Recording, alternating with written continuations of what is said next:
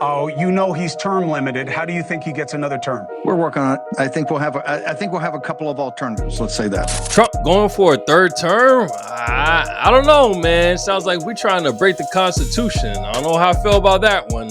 Let's go check it out.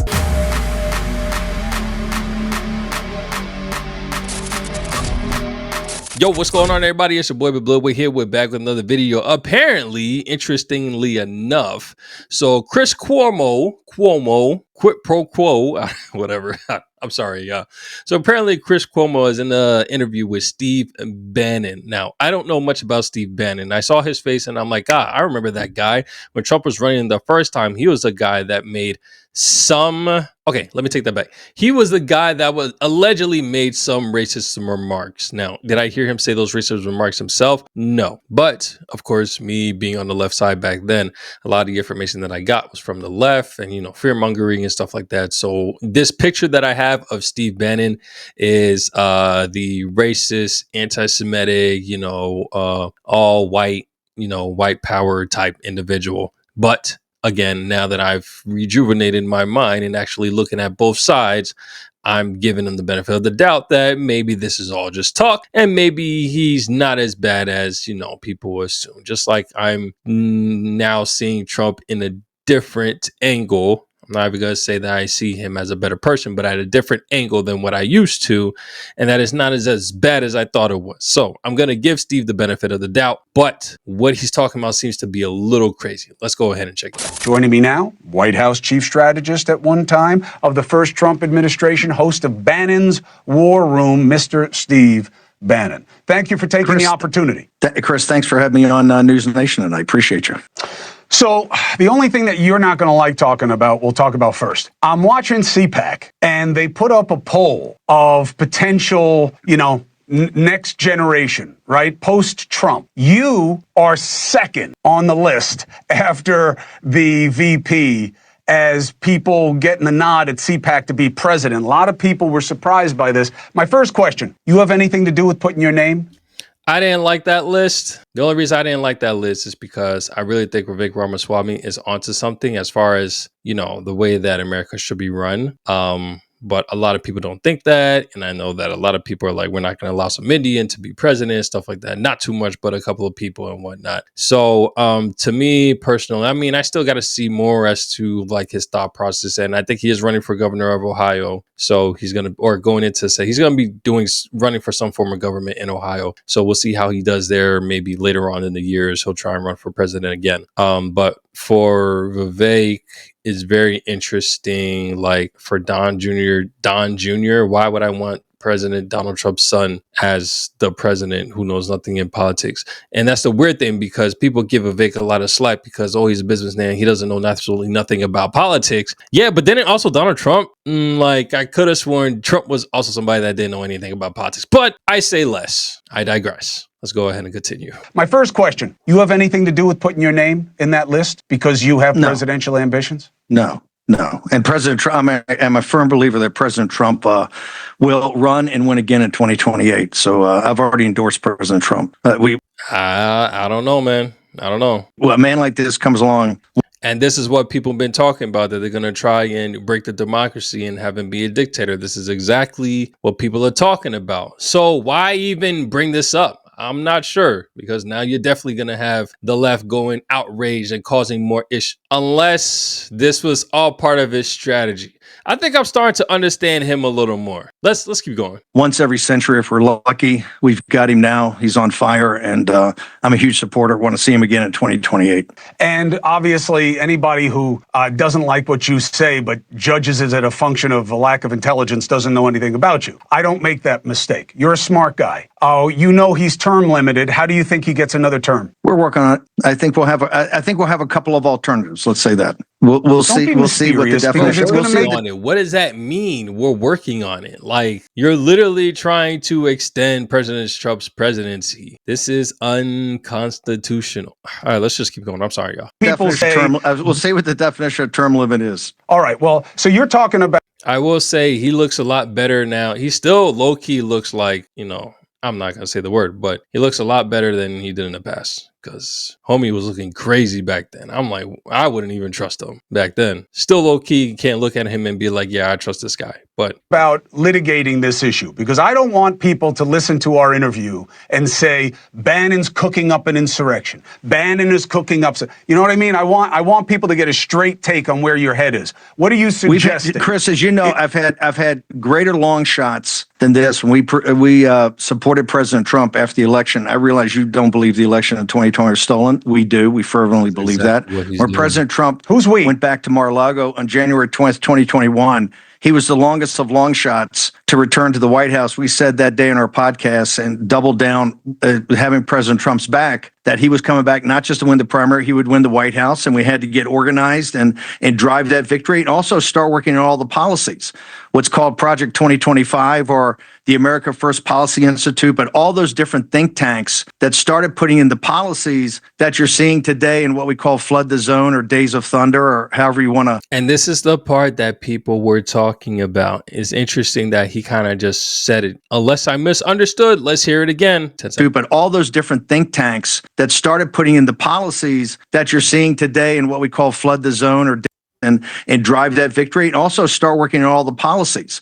What's called Project 2025 or the America First Policy. So people were concerned about the Project 2025, and as things started to progress and we start to see more of these policies take place, we start to see that this is all part that some of the executive orders that Trump was talking about was in Project 2025. Now, Trump's big thing is that he had absolutely know what was going on in 2025. He didn't even look at it. He don't know what's going on and stuff like that. So can you really say that President Trump is behind the wheel in the presidency? No, but has any president been like that? No, they're just kind of a figurehead, and they just got everybody else kind of making a bunch of decisions. Of course, clearly, a lot of these decisions aren't from him. When it comes to Project 2025, I do believe that Bannon has something to do with a lot of it. He probably is part of the organization that took part in collaborating and putting it together and bringing it for President Trump to, push out whatever executive orders. That part I'm definitely sure of. As things started to progress with the Project 2025, it's crazy because a lot of people that actually took the time and saw some of the stuff in 2025, there was some stuff that was sketch, a lot of people said, but there was also some stuff that was good. So let's keep going. Policy Institute, but all those different think tanks that started putting in the policies that you're seeing today in what we call Flood the Zone or Days of Thunder or however you want to describe it. But this is many years in the making. So we've had greater long shots than Trump 2028, and we've got a lot of stuff we're working on there. We're not prepared to talk about it publicly, but in a couple of months, I think we will be. But you are not suggesting revolution or overthrow or anything that people would condemn. We're in the middle of a 1932 type realignment. If we can continue on and continue to have populist policies, populist nationalist policies, we have African American that's your analogy. Coming to our side. We have Hispanics coming to our side. So no, we're huge believers in democracy because we know how to get votes out. We know how to get low propensity, low information voters out to support the president's policies. The anti-democratic forces, I think you're seeing them today in the courts. I mean, they're trying to obstruct a sitting president of the United States from fulfilling his executive mandate. So no, we're the big believers in democracy, and we show it because we won this unbelievable come from behind, not just in 2016, as you know, but in 2024 when virtually everybody ruled Trump out. But I just wanted to make it clear for people so that they can't paint you as, suggesting revolution. Your analogy is to 32 and how FDR extended it. The Constitution probably gets in the way. But I firmly believe in the revolution you're seeing going on now, the revolution of common sense to deconstruct the administrative state. You're seeing that battle and that combat politically and legally in federal courts every second, every day. And if your audience, I know they love you, but they ought to start paying attention to also this greater arc of this massive fight that's going on for the direction of this republic. So interesting stuff nonetheless. I was not expecting to see that while I was at work today. Kind of caught me off guard. So the interesting thing about the whole conversation is just this whole third term thing. It seems like FDR, he did this. I mean, I was unaware of this, but apparently he was the last one to do it, to where he had that third term. And I guess there was some specific reasons as to why he was allowed to do that whole third term thing. And apparently was supposed to go into a fourth term on top of that, but he ended up dying during that process. So to me, it's been put in the Constitution that this wouldn't be a thing. But now they're talking about somehow how they're going to try and make this happen for Donald Trump to go for a third term. It's interesting because I think it was last week, one of my buddies came out of nowhere and text, and it's great. Literally this exact same thing. I'm thinking maybe this was something that he saw and, and just decided to ask me just to see what my thoughts was. Little to find out that this is fresh news. And I thought about it for a second. I was a little conflicted on whether or not I would vote for Trump to go for a third term or to not go for a third term. And I thought about it. I thought some more. I thought for about maybe 30 seconds. And I realized that no, I would not vote for Trump to go for a third term because I trust the process and I trust the government that in the Constitution that was put in place for the balance in powers. Now, I get that, and this is what I told the group. I said that I know that for a fact that there's, for everything that Trump's trying to get accomplished, it's not going to take 4 years. It's going to be longer than 4 years. And if something was to happen and the liberals managed to find this new savior for them and allow them to win the next presidency, then a lot of that they were working on is going to be trashed. So it would make sense if America does go into a trajectory like Trump had planned, like the Republicans had planned, and all the new Republicans that are coming and backing Trump up are seeing that the America is going in that direction. Regardless of everything that's happening right now, remember, it's going to get worse before it gets better. It would take more than 4 years to fully get to that promised land level of America being great again. So in a sense, it would make sense why they would want Trump to go for another 4 terms so that he can continue on what he's doing. My thing about it is, if the Republican Party is going to be as united and as great as they claim it to be and going to be the new future for America to be great again, like they claim it to be, then everybody that's in the party that would be going for the next presidency would be on the same page. They would have had the same policy. They would have the same mindset and continue on the work of whatever is going on here and wouldn't deviate. I mean, of course, everybody has their own ideas and agenda, but they wouldn't deviate too much from what's going on right now so that the system can keep on rolling with what's happening right now. And if the Republicans are that united and everything is going the way that they plan and stuff like that, then they shouldn't have no problems winning the next election, and they shouldn't have no problems continuing where Trump left off type thing. That should be the case. So we'll see how that goes.